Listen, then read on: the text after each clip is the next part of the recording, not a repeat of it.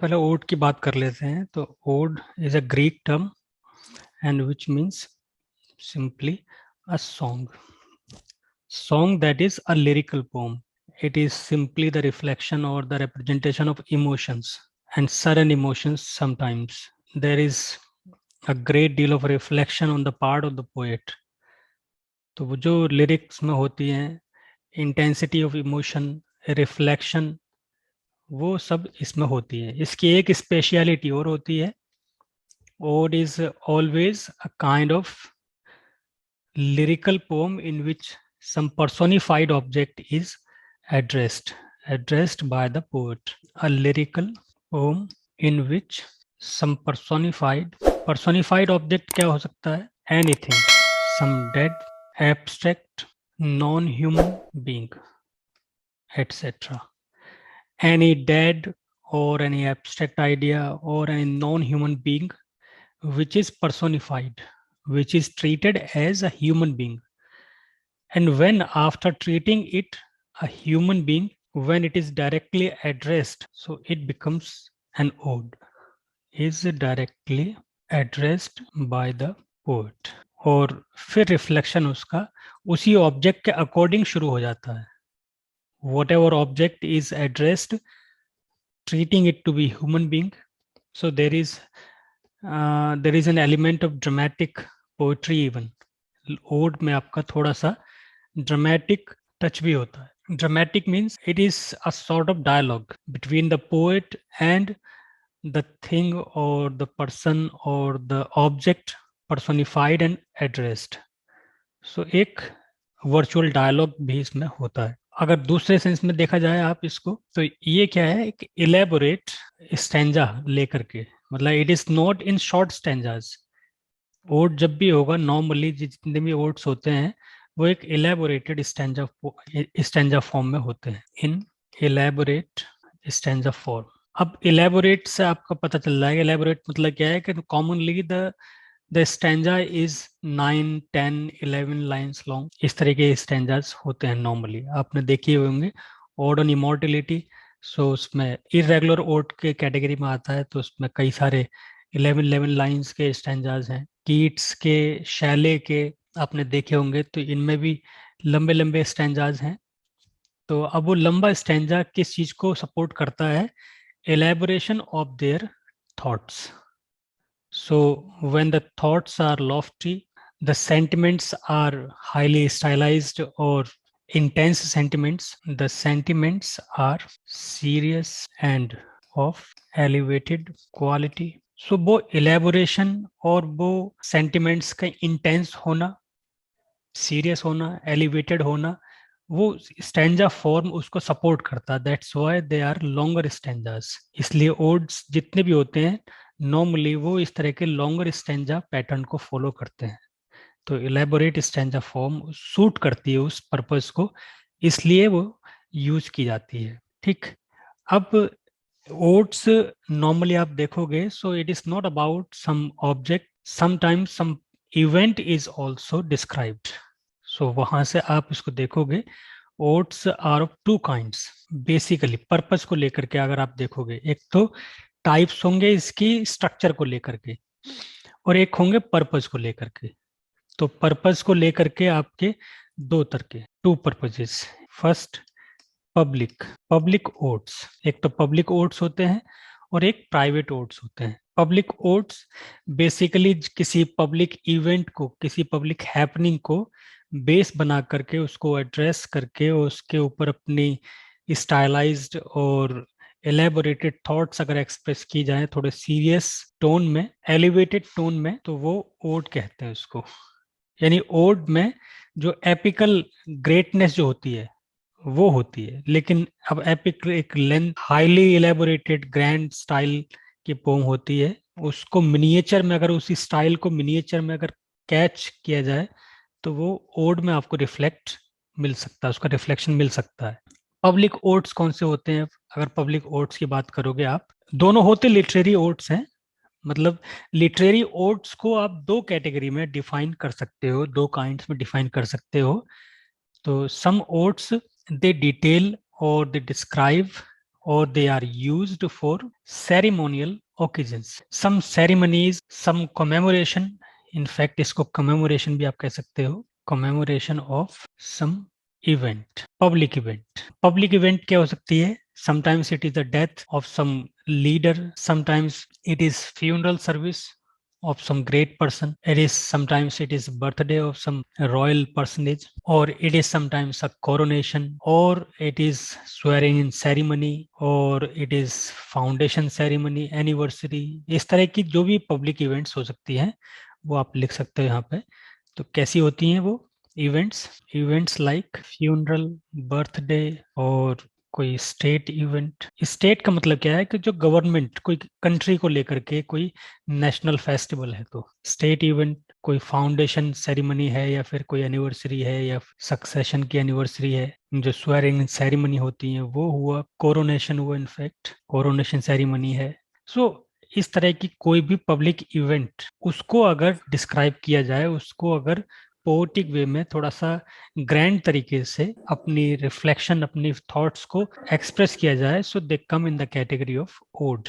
इस तरह के एग्जाम्पल कौन से मिलेंगे आपको? टेनिसन ने लिखी थी एक odd on the death of Duke of Wellington. तो ये एग्जाम्पल किसका है? पब्लिक ओड का। So it was the public event. अब आते हैं प्राइवेट। बाकी जितने भी हैं सब प्राइवेट हैं। जैसे अपनी इंटेंस फीलिंग्स को शेयर करना किसी भी टॉपिक को लेकर के, कीट्स के, शैले के, ये सब किसकी कैटेगरी में आते हैं? सब अपनी प्राइवेट ओड्स की कैटेगरी में आते हैं। मतलब they are not the reflection on some public event, their purpose is somewhat personalized, and then the purpose for the public ode is somewhat objective purpose. तो इनका आप समझ लीजिए ये objective, they are objective in tone. Private odes जो हैं वो subjective और ऑब्जेक्टिव दोनों हो सकते हैं as per the subject matter, लेकिन ज्यादातर क्या होते हैं? सब्जेक्टिव यानी personalised, they are personalised. Public ode में मतलब writer has nothing to do with his description of his own life और the sentiments of his own life, लेकिन प्राइवेट ओड में अपनी लाइफ की कुछ कॉम्प्लिकेशन को बेस बना करके भी आप बात कर सकते हो, या इनडायरेक्टली अपनी जो कॉम्प्लिकेशंस है लाइफ की उनको भी आप express yourself, just like we have seen in ode to the west wind और will see in odes of John Keats. तो वो पर्सनलाइज सब्जेक्टिव ट्रीटमेंट भी हो सकता है जिस भी आप टॉपिक को डील करो, जिस भी थीम को आप डील कर रहे हो। तो ये प्राइवेट ओड क्या होते हैं? बिल्कुल intense feeling, they are intense feeling of the poet, the personalised feelings, the subjectivity. और क्या होती है? Meditative, they are meditative, reflective in tone. Meditative भी क्या होता है? रिफ्लेक्टिव होते हैं, रिफ्लेक्टिव इन टोन, इस तरह के। ठीक, इनका एग्जाम्पल आपके सारे कीट्स के, ये शैले के, ये सब एग्जाम्पल इसी में आ जाएंगे आपके। रिफ्लेक्टिव होता है, फिलोसफिक होता है, यानी सारे ओट्स जितने भी दुनिया के ओट्स हैं वो इस तरह की कैटेगरी में आ जाएंगे, either they are public odes और दे आर प्राइवेट। अब फिर इनकी आती है कैटेगरीज, मतलब types of essays on the basis of structure, types और kinds of odes based on structure. पहली जो है वो ब्रॉडर कैटेगरी है, whether the ode is a reflection on some personal intense emotions or it is the description of some public event। तो वो private और public उसमें आ जाएंगे। और बाकी आती है स्ट्रक्चर की पॉइंट ऑफ व्यू से, तो it has a history, who started it and then who popularized it and then who modified the structure and again who remodified the structure। तो ये आपको हर किसी जॉनर में मिल जाएंगी जब भी इस तरह की बात होगी। somewhere or other the genre started either in Greek literature or somewhere in European form or it is in English form। some people later on they started modifying the structure। तो वो चीजें आप जनरली हर जॉनरों में मिल जाएंगी। अगर उस हिसाब से देखोगे तो आपकी एक कैटेगरी जो आएगी, जो क्लासिकल कैटेगरी आएगी, वो एक पिंडारिक, दूसरी आएगी होरेशन, तीसरी आएगी इंग्लिश, थर्ड कैटेगरी आती है ये हाइब्रिड कैटेगरी है। इंग्लिश जो है ना, जब भी इंग्लिश होगी अगर उसके साथ, या तो वो इंग्लिश कैटेगरी ही है उसकी, द ओरिजिन इज इंग्लिश, अलग चीज रही। बट जब भी कोई क्लासिकल फॉर्म आप लेते हो और उसकी एक सब डिवीजन होती है या फिर मॉडिफाइड वर्जन होता है इंग्लिश, तो आप समझ लीजिए वो हमेशा हाइब्रिड फॉर्म में होगी। Hybrid form मतलब क्या है कि to certain extent it has taken something from Pindaric or something from Horatian. It has amalgamated the form. It has recreated in its own way. It has taken the liberty. So English form takes the liberty to modify the existing structures because they don't find the adherence to the rule or the structure. They feel confined.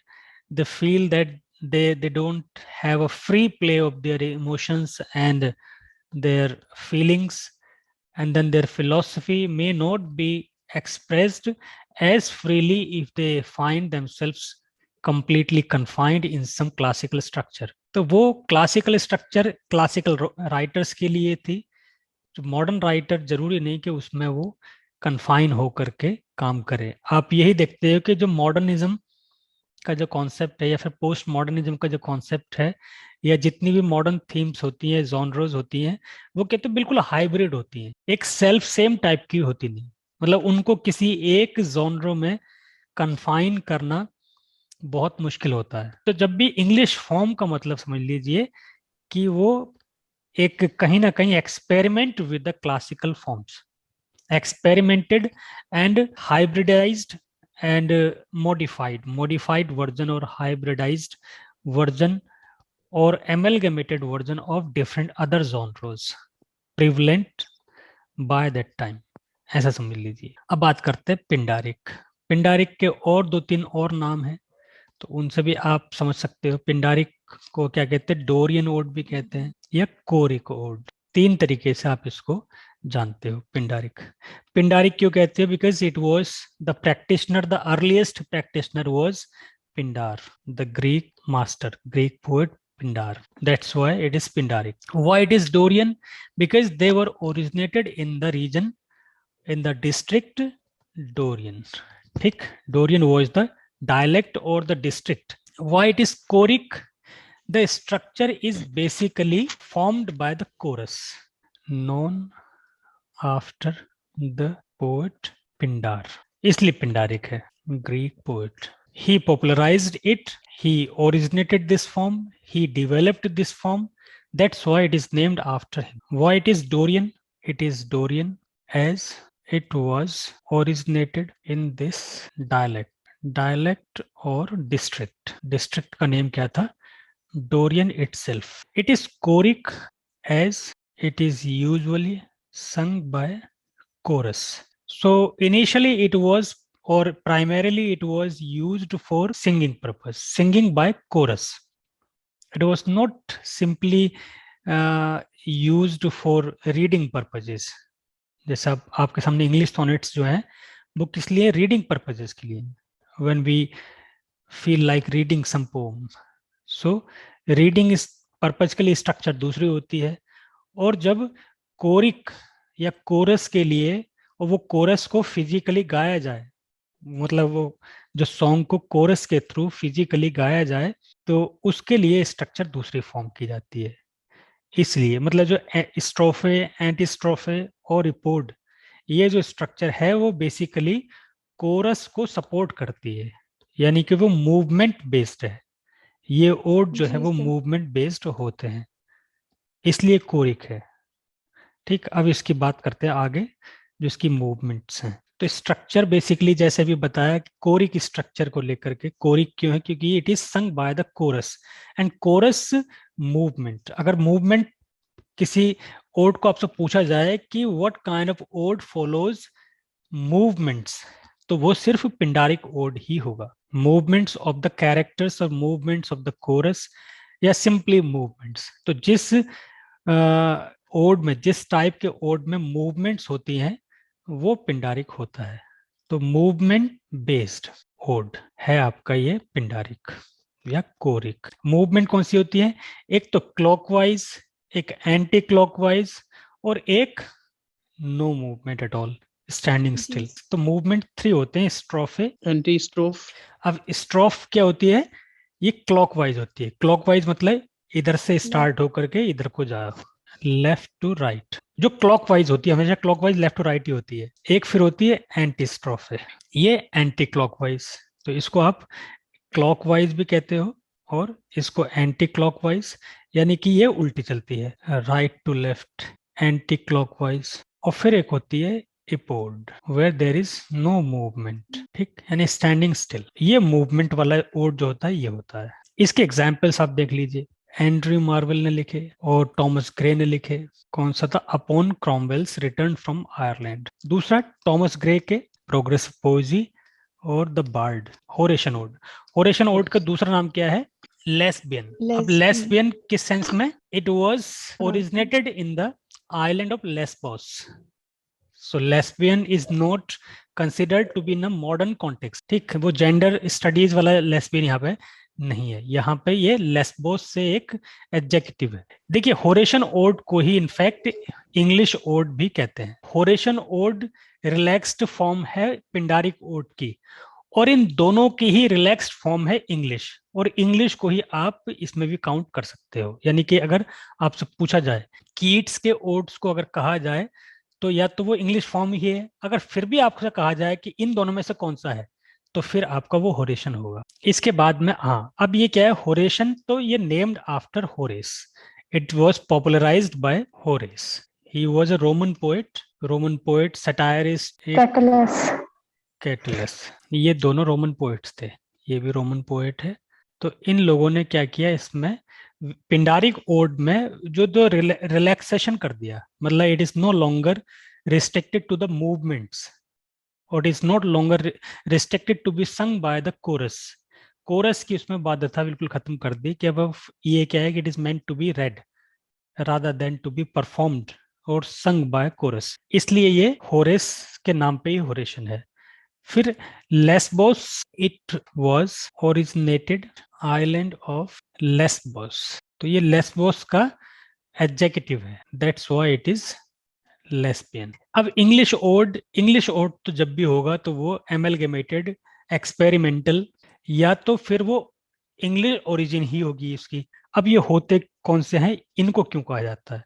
Form जो है इनकी वो simpler form को follow करती, simpler मतलब there is no restriction of strophe, antistrophe और report, simpler structure है और नंबर ऑफ स्टैंजाज में वेरी, ऐसा नहीं है कि कुछ सर्टेन स्टैंजाज ही होंगे, जैसे पिंडारिक ओड में क्या है कुछ सर्टेन स्टैंजाज ही होंगे, यहाँ पे number of stanzas, the number of stanzas में vary, number of short stanzas, आप शॉर्ट स्टैंजाज भी यहाँ पे आप कर सकते हो, स्टैंजाज, लेंथ ऑफ स्टैंजाज वो भी एक सिंपलर है, मतलब क्या है आप थोड़ी बहुत चेंज कर सकते हो उसको।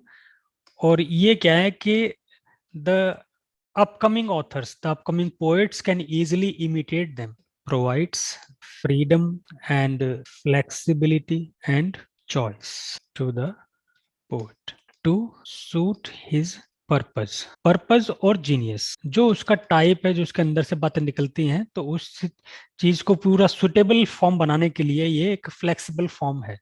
तो इसका मतलब आप समझ लीजिए कि सिंपलर है, फ्लेक्सिबल है, there is no certain adherence to certain rules. इसका एग्जाम्पल आप अगर देखोगे, इसके एग्जाम्पल कीट्स के, शैले के, ये होरेस में भी आपके हो सकते हैं, रेगुलर और इरेगुलर। रेगुलर में आप देखिए क्या होता है, रेगुलर में नंबर ऑफ लाइंस और अरेंजमेंट ऑफ राइमिंग स्कीम वो सब में सिमिलर रहती है, आइडेंटिकल रहती है, आइडेंटिकल राइमिंग स्कीम। देखिए identical rhyme, pattern of stanzas, pattern and length of stanzas regular में आ जाएगा। रेगुलर की क्या है, रेगुलर स्ट्रक्चर, रेगुलर का मतलब क्या है कि एक सेल्फ सेम टाइप की या आइडेंटिकल टाइप की length, stanza pattern, rhyming scheme वो सारे स्टैंजाज में फॉलो की जा रही है, तो उसको कहते हैं आप रेगुलर। इरेगुलर में क्या है कि वेरिएशन, अरेंजमेंट ऑफ लाइंस, आप इसमें सब कह सकते हैं, पैटर्न और अरेंजमेंट लाइंस, ठीक, ये सब आ जाएंगे इसमें। और इरेगुलर में क्या है कि जहां पे राइटर या poet has taken the liberty to experiment with the lines, arrangement of lines, pattern of stanza और length of stanza, rhyming scheme, वो इरेगुलर की कैटेगरी में आ जाता है। एग्जाम्पल आपके इरेगुलर किसके, वर्ड्सवर्थ के, ये रेगुलर किसके हैं, शैले के, और इरेगुलर किसके हैं, वर्ड्सवर्थ के, रॉबर्ट ब्रिजेस, टेनिसन के भी।